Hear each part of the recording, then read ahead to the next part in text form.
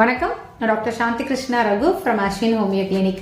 இன்னைக்கு நம்ம பித்தப்பை கற்கள் பத்தியும் பித்தப்பை கற்களை எப்படி அறுவை சிகிச்சையே இல்லாம ஹோமியோபதி மருந்துகள்ல அழகா மருந்துகள் மூலமாவே ரொம்ப குறுகிய காலத்துல பக்க விளைவுகள் இல்லாம விரைந்து குணப்படுத்த முடியும் அப்படின்றத பத்தி தான் நம்ம தெரிஞ்சுக்க போறோம். பித்தப்பை அப்படிங்கிறது எங்க இருக்குன்னா, நம்மளோட ரைட் சைடு அப்டோமன்ல லிவருக்கு கீழே ஒரு சின்ன பேரிக்காய் வடிவத்துல ஒட்டிட்டு இருக்க ஒரு பை தாங்க இந்த பித்தப்பை. இந்த பித்தப்பையோட வேலை என்னன்னா, லிவர் பைல செக்ரேட் பண்ணும், செரிமானத்துக்கு பைல்ன்ற ஒரு ஜூஸை செக்ரேட் பண்ணும். அதை சேமிச்சு வைக்கிறதுக்காக கடவுள் கொடுத்த ஒரு பை தான் இந்த பேரிக்காய் வடிவத்தில் இருக்கக்கூடிய பித்தப்பை. இது லிவருக்கு கீழே ஒட்டிட்டு இருக்கும். இந்த பித்தப்பையோட வேலை என்னன்னா, இந்த லிவர்ல இருந்து வரக்கூடிய பைல கான்சென்ட்ரேட் பண்ணும். அதாவது திக்கா மாத்திட்டே இருந்துட்டு நம்ம ஃபுட்டை சாப்பிட்ட உடனே, அதுவும் எஸ்பெஷலி கொழுப்பு உணவுகள் சாப்பிட்ட உடனே அதை அமுக்கி அதை டியோடினம் அப்படின்னு சொல்லக்கூடிய நம்மளோட குடல்ல வயிற்று பகுதியில் ஊத்துறது தான் அதோட வேலை. ஸோ அப்போ டைஜஷன் நல்லா செரிமானம் நடக்கும். கொழுப்பு உணவுகள்லாம் நம்மளால நல்ல செரிக்க முடியும். ரொம்ப ஹார்டான உணவுகள்லாம் செரிக்கிறதுக்கு இது ரொம்ப முக்கியமான ஒரு உறுப்பா இருக்கு. ஸோ இப்போ ஆப்ரேஷன் பண்ணிட்டாங்கன்னு வச்சுக்கோங்களேன், டைரக்டா அதுல ஊத்திக்கிட்டே இருக்கிற மாதிரி கொஞ்சம் கொஞ்சமா. அப்போ கான்சென்ட்ரேஷன் இல்லாம ஊத்தும் போது என்ன ஆகும், பித்தப்பை இருக்கும்போது, பித்தப்பையில கல் இருக்கும்போது வரக்கூடிய அறிகுறிகள், ஏப்பமா வர்றது, எதுக்கழிச்சு வர்றது, செரிமானம் இல்லாம இருக்கிறது, எல்லா தொந்தரவும் அப்படியே தான் இருக்கும். ஆனா நம்ம அந்த பையை மட்டும் ரிமூவ் பண்ணியிருப்பாங்க. ஆனா ஹோமியோபதி மருந்துகள்ல இந்த பித்த பைய அதோட வேலை தன்மை குறைஞ்சு போயிடும். சுருங்கி விரிகிறது, சுருங்கி அந்த ஜூஸை வெளியேற்றுற தன்மை குறைஞ்சு போறது, இல்ல அதில் கல் தேங்கி நின்று வலி கொடுக்கறது, இதெல்லாம் அழகா மருந்துகள் மூலமாவே ரொம்ப எளிமையா சரிப்படுத்த முடியும். பித்த பையில கல் எப்படி உண்டாகுது அப்படின்னா, பித்தப்பையில பிலிருபின் அப்படின்ற நிறமியும், அடுத்து கொழுப்பு அந்த லிவர்ல இருந்து வரும்போது ஃபேட்டி லிவர் இருக்கும், கொழுப்பு அதிகமா சேர்ந்து, இந்த பைல்ல கொழுப்பு அதிகமா சேர்ந்து இந்த கொழுப்பு இதெல்லாம் சேர்ந்து மிக்ஸ் ஆகி ஒரு ஸ்டோன் மாதிரி உண்டாகும். பைல் மட்டும் சேர்ந்து, நிறமிகள் மட்டும் சேர்ந்து, பிலிருபின் இந்த நிறமிகள் மட்டும் சேர்ந்து பச்சை கலர்ல ஸ்டோன் உருவாகலாம். வெறும் கொழுப்பு மட்டும் சேர்ந்து மஞ்சள் கலர்ல ஸ்டோன் உருவாகலாம். ரெண்டும் சேர்ந்து ஒரு பிரவுன் கலர்ல ஸ்டோன் உண்டாகலாம். இந்த கொலஸ்ட்ரால் ஸ்டோன்ன்றது ரொம்ப ஹார்டான ஸ்டோனா இருக்கும். பிலிருபின் ஸ்டோன் சாஃப்டா இருக்கும், அது சீக்கிரம் கரைச்சிட முடியும். கொலஸ்ட்ரால் ஸ்டோன் கொஞ்சம் லேட் ஆகும். ரெண்டு மிக்சர்ட் ஸ்டோனும் நிறைய பேருக்கு உருவாகும். இது ஒரு கல்லில் இருந்து மல்டிபிள் ஸ்டோன் வரைக்கும் உண்டாகலாம். சிலருக்கு வெறும் மண்ணு மாதிரி மட்டும் ஸ்லட்ஜின்னு போட்டு கொடுத்துருப்பாங்க ரிப்போர்ட்ல, வெறும் மண்ணு மாதிரி மட்டும் இருக்கும், கல்லே இருக்காது. சிலருக்கு என்ன ஆகும்னா, இதெல்லாம் சேர்ந்து சின்ன கற்கள் உருவாகும். முதல்ல ஒரு ஸ்டோன் மட்டும் உண்டாகலாம், அந்த ஒரு ஸ்டோனே பெருசாவே வாங்கிட்டு வரலாம், இல்ல மல்டிபிளா சின்ன சின்னதா நிறைய கல்கள் உருவாகலாம். ஸோ இதை நம்ம பித்தப்பையை செயல்படுத்த ஆரம்பிச்சிட்டோம்னா, இந்த கல்களை பார்த்து நம்ம பயப்படவே தேவையில்லை. இது கரையக்கூடிய கற்கள் தான். எல்லாம் சேர்ந்து ஒரு அந்த பைல் கான்சன்ட்ரேஷனா ஆகும்போது அது தேங்கி தேங்கி நின்று கல் உண்டாகுது. அதே மாதிரி அதுக்கான மருந்துகள் கொடுக்கும்போது அது மெல்ல மெல்ல கரைஞ்சிரும். கிட்னி ஸ்டோன் அளவுக்கு பித்தப்பை கற்கள் விரைந்து குணப்படுத்த முடியாது. அது மாதிரி எல்லாருனாலையும் குணப்படுத்தவும் முடியாது. அதுக்குன்னு உள்ள மருந்தை சரியா தேர்வு செஞ்சு கொடுக்கும்போது ஹோமியோபதி மருத்துவ முறையில இதை பக்க விளைவுகள் இல்லாம நிச்சயமா குணப்படுத்த முடியும். அதுக்கு அற்புதமான மருந்துகள்லாம் இருக்கு. அதை கரெக்டா அந்த டோட்டாலிட்டி, சிம்டம் சிமிலாரிட்டி பார்த்து, அவங்களோட டோட்டாலிட்டி பார்த்து ஒரு சரியான மருத்துவர் சரியான மருந்தை தேர்வு செஞ்சு கொடுக்கும் போதுதான் ஹோமியோபதி மருத்துவ முறையிலையும் இதை முழுசா குணப்படுத்த முடியும். ஸோ அந்த மாதிரி நம்ம நிறைய பேஷண்ட்ஸ் குணப்படுத்திக்கிட்டே இருக்கோம். அதை எவிடன்ஸ்டோட, அவங்களோட ரெக்கார்ட்ஸ் எல்லாமே நம்ம ப்ரூவிங்கோட போட்டுட்டு இருக்கோம். அந்த வகையில ஹோமியோபதி பார்த்தோம்னா, ஹோமியோ மருந்து இந்த பித்தப்பை கற்களை விரைந்தும் குணப்படுத்தும், பக்க விளைவு இல்லாமலும் குணப்படுத்தும் அப்படின்றத நம்ம எவிடன்ஸ்டோட ஒவ்வொரு தடவையும் ப்ரூவ் பண்ணிட்டு இருக்கோம். ஸோ பித்தப்பை கல் இருக்கு அப்படின்றத நம்ம என்ன மாதிரியான அறிகுறிகள் வச்சு தெரிஞ்சுக்கலாம். மோஸ்டா பித்தப்பை கல் இருக்கவங்களுக்கு பார்த்தா நார்மலா வெஜிடேரியன் ஃபுட்டு, மைல்டான ஃபுட்டெல்லாம் சாப்பிடும்போது வலிக்காது. எப்போ நான்வெஜ், கொஞ்சம் ஹெவி ஃபுட்டு, எண்ணெய் பலகாரம், ஆயிலி ஃபுட்டு அப்படியெல்லாம் சாப்பிடும்போது பார்த்தோன்னா, இல்லை ஹோட்டலில் அவுட் சைட் ஃபுட்டு, ஃபாஸ்ட் ஃபுட்டெல்லாம் சாப்பிடும்போது பயங்கரமான வலி இருக்கும். அதுவும் மோஸ்ட்டாக பார்த்தா சடன் பெயின் வரும். ரைட் சைடு அப்பர் அப்டோமன்ல பெயின் ஆரம்பிக்கும். சிலருக்கு அந்த வயிறு ஃபுல்லாகவே வலிக்கும். கீழ் வயிறுல, நடு வயிறுல கூட வலிக்கும். ரைட் சைடு அப்பர் அப்டோமன்ல பெரும்பான்மையான அந்த பெயினை நம்ம ஃபீல் பண்ண முடியும். அது மாதிரி பார்த்தோம்னா ஷோல்டர்ல பெயின் இருக்கும். ரெண்டு ஷோல்டருக்கும் நடுவுல, ஷோல்டர் பிளேடுக்கும் நடுவுல இந்த வலியை நம்ம உணர முடியும். அடிக்கடி வாந்தி வர மாதிரியான உணர்வு. சிலர் வாமிட் பண்ணிடுவாங்க. சிலருக்கு வாமிட் பண்ணாதான் ரிலீஃபா இருக்கும்னு கையை விட்டு வாமிட் பண்ணுவாங்க. ஸோ அந்த அளவுக்கு அந்த சிவியர் பெயின் இருக்கும். ஏப்பமா வரும், எதுக்கழிச்சு வரும். இந்த மாதிரி செரிமான கோளாறுகள், வலி, இதெல்லாம் கொடுக்கும். ஆனா வந்து சைலண்டா நிறைய டைம்ல பார்த்தோம்னா ஸ்டோன் வந்து கேல் ஸ்டோன் இருக்கதே ஏதாவது ஒரு ஸ்கேனுக்கு போகும்போது எடுக்கும்போது தான் கண்டுபிடிச்சோம், எந்த விதமான தொந்தரவும் இல்லை அப்படின்ட்டு மோஸ்ட்லி வெஜிடேரியன் பீப்புள்ஸ்க்கு பார்த்தா அதிகமாக அவங்க ரொம்ப ஹெவியான டயட் சாப்பிடாதவங்களுக்கு கல் இருக்கதே கண்டுபிடிக்க முடியாமல் ரொம்ப நாள் சைலண்டாகவே கல் இருக்கும். அப்படி இருக்கவங்களுக்கு அந்த கல்லை ரிமூவ் பண்ண வேண்டாம் அப்படின்னு கூட சொல்லிடுவாங்க. எப்போ உங்களுக்கு தொந்தரவு இருக்கோ அப்போ வந்து சர்ஜரி பண்ணிக்கோங்கன்னு சொல்லிடுவாங்க.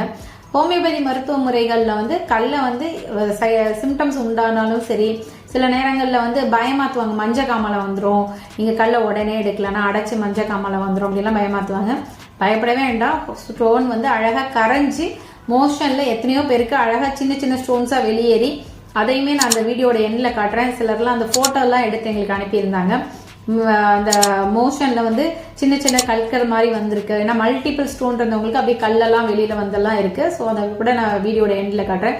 ஸோ ஸ்டோன் வந்து அழகா வெளியேறக்கூடிய ஒரு விஷயம்தான்.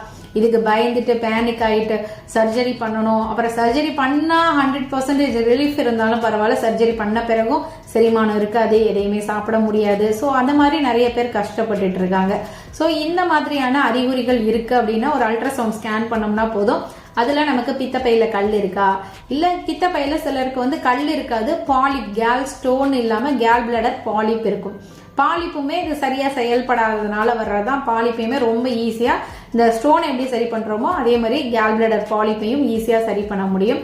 அதுக்கும் நல்ல நல்ல மருந்துகள் ஹோமியோபதியில இருக்கு. அதை கொடுக்கும்போது அது வந்து சைக்கோட்டிக் மயாசம் சொல்லுவோம். ஸோ அந்த சைக்கோட்டிக் ரிலேட்டட் மெடிசன்ஸ் கொடுக்கும்போது அந்த எக்ஸ்ட்ரா குரோத் அந்த பாலிப் வந்து ஈஸியா கரைச்சிட முடியும். ஸோ மோஸ்டா இந்த பித்தப்பை கல் யாருக்கெல்லாம் வரும்னா பெண்களுக்கு அதிகமாக வரதை பார்க்கலாம். அதுவும் ஆஃப்டர் டெலிவரி, குழந்தை பிறந்த பிறகு அந்த பிரெக்னன்சி டைம்ல அந்த ஹார்மோனல் மாற்றத்தினால வரும். அப்புறம் அந்த பொசிஷன், யூட்ரஸோட பொசிஷன் மாறும்போது அந்த பித்த பையோட பொசிஷன் மாறுறதுனாலையும் அது தேங்கி நின்று கற்கள் உருவாக்கலாம். நிறைய பெண்களுக்கு பார்த்தோம்னா ஆஃப்டர் டெலிவரி இந்த பித்தப்பை கல்லுனால கஷ்டப்படுவாங்க. அது மாதிரி ரொம்ப ஃபேட்டா இருக்க பெண்களுக்கு, 40 வயசுக்கு மேல இருக்கவங்களுக்கு இந்த பித்தப்பை கல் வரலாம். அது மாதிரி உடல் உழைப்பு இல்லாம இருக்கிறவங்களுக்கு, பார்த்தா காய்கறி பழங்களே சாப்பிடாம அதிகமா கொழுப்பு உணவுகள் ஃபாஸ்ட் ஃபுட் சாப்பிட்றவங்களுக்கு, எண்ணெய் பலகாரம் சாப்பிட்றவங்களுக்கு பித்தப்பையில கல் வரலாம். நார்சத்து உணவை யாரெல்லாம் தவிர்த்துட்டு காய்கறிகள்லாம் சாப்பிடாம இருக்காங்களோ அவங்களுக்கு ஈஸியா பித்தப்பையில கல் வரலாம். உட்காந்துட்டே வேலை பார்க்குறாங்க, ரொம்ப குண்டா இருக்காங்க, ரொம்ப நாளா டயபெட்டிஸ் இருக்கு. ஸோ இந்த மாதிரி கேட்டகரியில இருக்கவங்களுக்குலாம் ஈஸியா பித்தப்பை கல் வரலாம். அது மாதிரி ஃபேமிலி ஹிஸ்டரியில யாருக்காவது இருந்தாலும் அவங்களுக்கும் இந்த பித்தப்பை கல் வரதுக்கான வாய்ப்புகள் அதிகம். பித்தப்பை கல் வந்தா ஏன் பயப்படணும் அப்படின்னா, இந்த பெயின் ஒன்று டாலரேட் பண்ண முடியாம போவாங்க. அடிக்கடி இன்டைஜஷன் ப்ராப்ளம், ஏப்பம் வர்றது, எதுக்கழிச்சு வர்றது, வாந்தி வர்றது, வயிறு பயங்கரமான வலி, இந்த ஷோல்டர் நடுவில் எலும்புகிட்ட வலிக்கிறது, நடுமுதுகுல வலிக்கிறது. ஸோ அந்த வலி வந்து அப்படியே துடிச்சு போயிடுவாங்க. ஸோ அதனால நிறைய பேர் வந்து இந்த பெயின் தாங்க முடியாம போய் சர்ஜரி பண்ணிக்குவாங்க. அடுத்து என்ன பார்த்தோம்னா, அப்ஸ்ட்ரக்ஷன் ஏதாவது ஏற்படுத்தி மஞ்சள் காமாலை உண்டு பண்ணும், அதனால வந்து ஆப்ரேஷன் பண்ணிக்குவாங்க. ஸோ இதெல்லாம் ஹோமியோபதியில வராமலே சரி பண்ண முடியும்.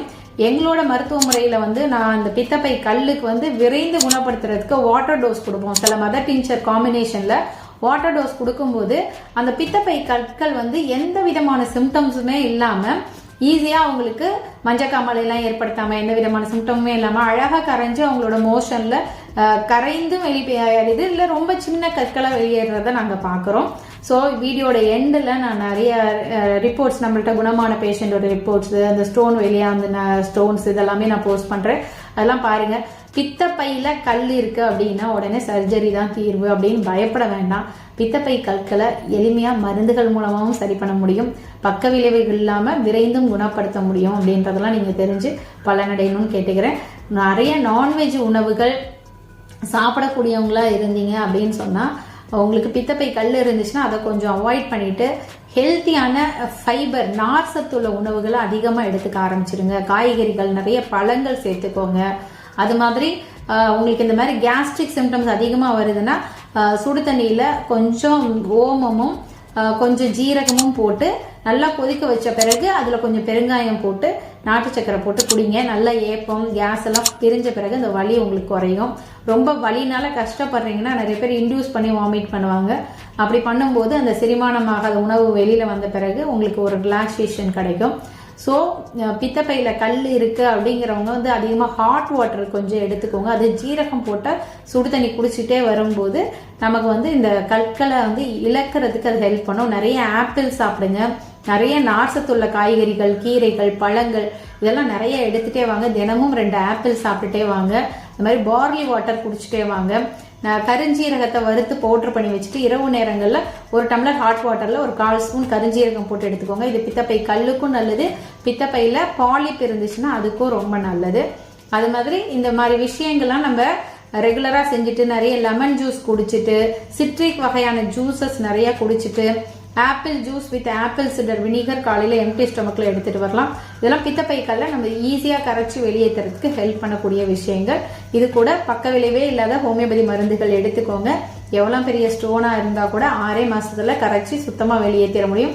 ரொம்ப சின்ன சைஸ் ஸ்டோன்லாம் 3 மாசத்துலயே கரைஞ்சிரும். ரொம்ப பெரிய ஸ்டோனு இல்லை மல்டிபிள் ஸ்டோனு அப்படிலாம் இருக்குன்னா ஒரு 6 மந்த் ட்ரீட்மெண்ட் போதும். கம்ப்ளீட்டாக உங்கள் பித்தப்பையை கழுவி விட்ட மாதிரி க்ளீன் பண்ணி உங்களுக்கு அதுக்கு பிறகு நல்ல செரிமான சக்தி, நல்ல ஈஸியாக எது வேணால் சாப்பிட்ற மாதிரி சரி பண்ண முடியும். ஸோ மறக்காமல் இந்த நல்ல தகவலை நீங்கள் நேசிக்கிற உறவுகளுக்கும் ஃபார்வர்ட் பண்ண மறந்துடாதீங்க. நன்றி.